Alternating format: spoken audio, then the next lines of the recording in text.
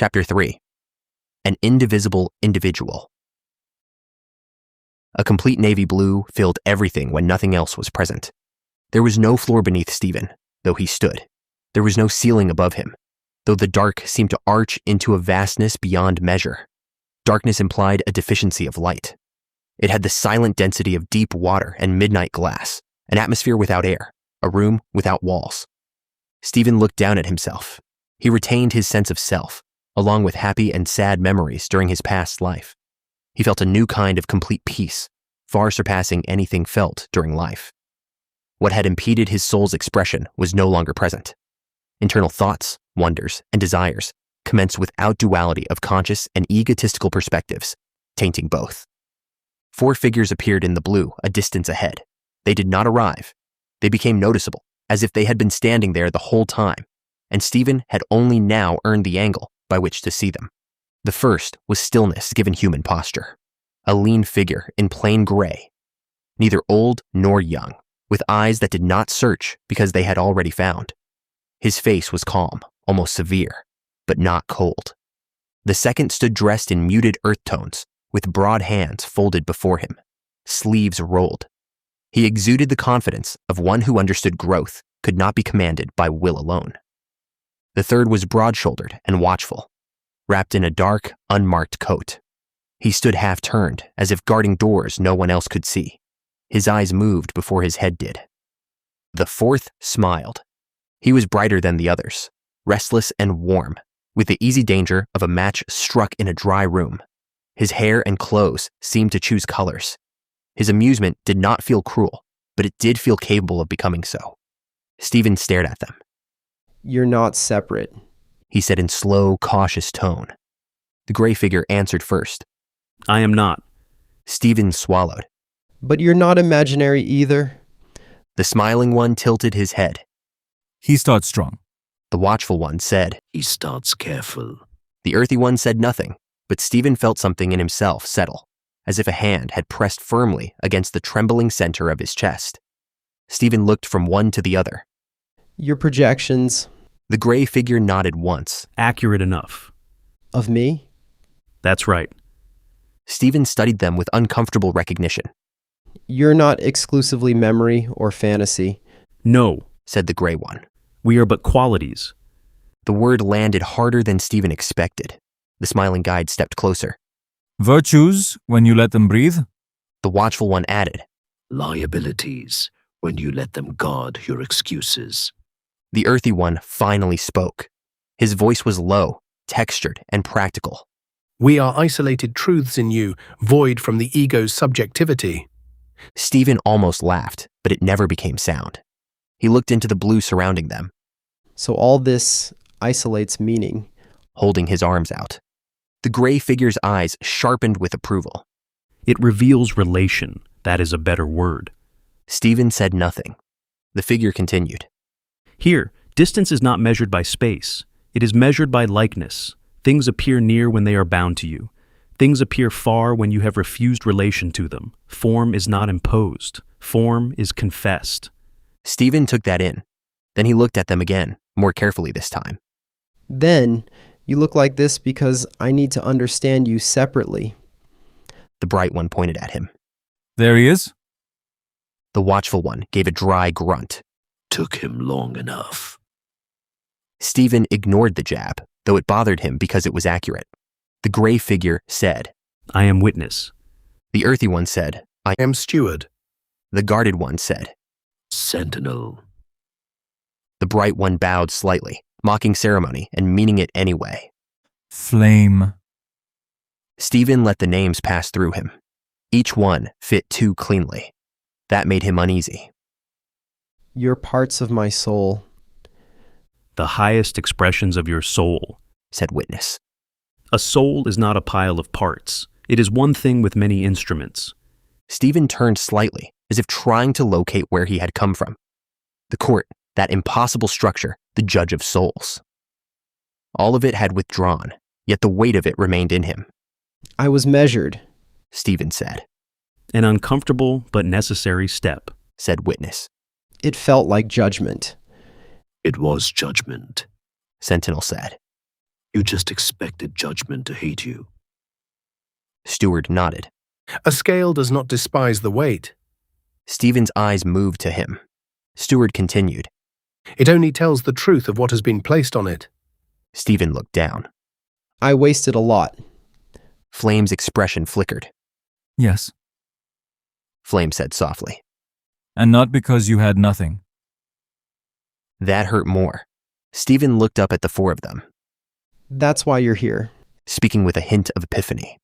Witness said, We are here because the universe has given you another chance. The fact of you perceiving our presence marks your ability to distinguish knowledge from embodiment.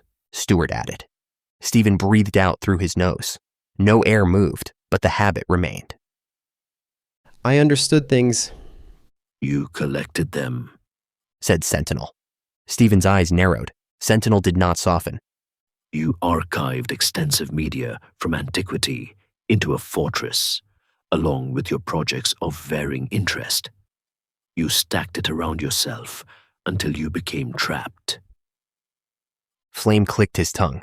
You could have charged rent given how many rooms it had? Stephen shot him a look.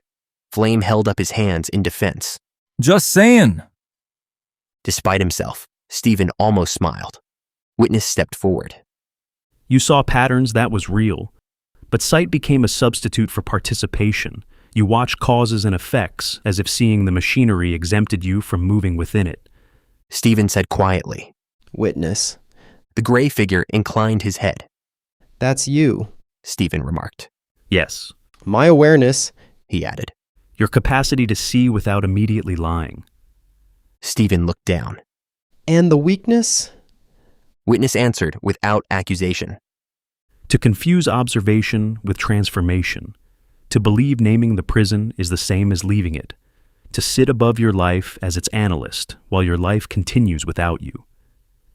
The words did not boom. They were spoken evenly. That made them worse.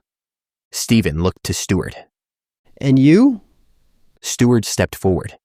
I am your care for living systems, your discipline, your frugality, your respect for what lives. Though plants remain in 3D, the principles they obey do not. Patience, timing, stewardship, those are older than soil. You learned them while tending plant life, when all along they were preparing you to tend yourself. I was never growing plants, I was trying to grow you. Stephen absorbed this. You kept my body together. I helped. Steward said with a shrug. And the weakness? Steward's hands opened. You may think I compel your affinity for plant life. Plants were only the classroom. I was teaching you how life grows. You knew not to pull a seedling from the soil to see whether the roots had formed, yet you tore at your spirit every week, demanding proof that you were changing. You gave young trees years to mature, but denied yourself a season.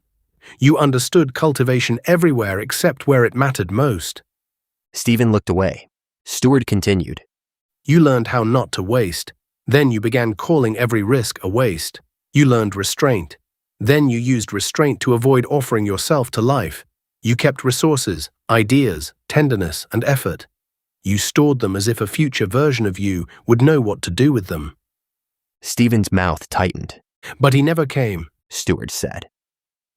The blue became very still. Flame's brightness dimmed for once. Stephen turned to Sentinel before Steward could say more. You guarded me. Sentinel's expression did not change. Yes, From what? I kept watch over what I believed would break you. His voice carried no pride, only certainty that had begun to soften. Humiliation, need, false intimacy, rejection, your own appetite, other people's appetite. He paused, considering his own words. Anything that arrived disguised as nourishment while quietly feeding upon you. Stephen frowned. That sounds reasonable. Often it was. Sentinel nodded once. The space between Sentinel and Stephen thickened only by what was about to be revealed. But protection grows opinionated if it is never questioned. I learned every danger by its shape and began mistaking unfamiliarity for threat. I became quicker to close the gate than to ask whether what approached carried a lesson. His hand rested lightly over the hilt of the sword. He no longer seemed eager to draw. Pain and injury are not the same thing. I knew that in theory. In practice, He exhaled. I was less discerning. He met Stephen's eyes. There were humiliations that would have made you honest instead of merely guarded. Needs that would have taught you to receive. Rejections that would have shown you where you did not belong. Even appetites, once understood instead of denied, could have become servants instead of masters.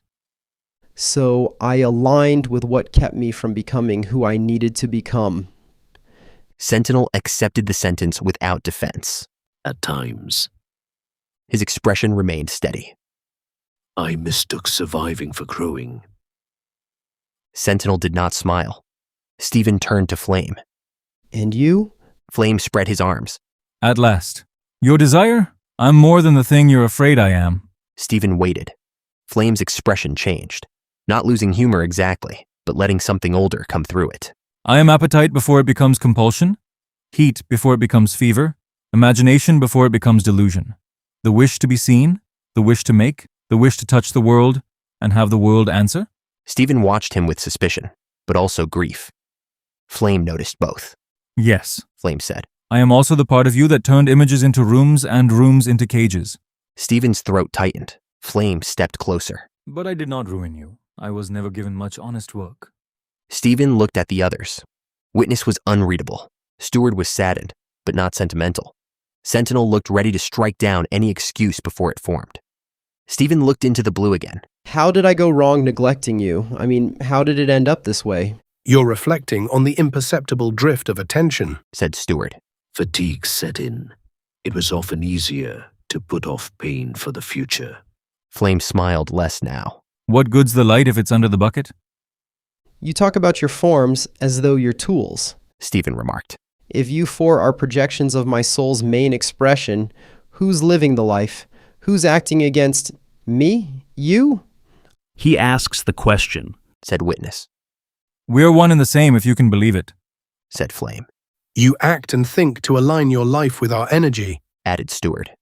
What is understanding the words I'm speaking is the same part of you that decides which energy you choose. Stephen thought about this a moment. So when you're inverted, Silence rang. The blue around them deepened.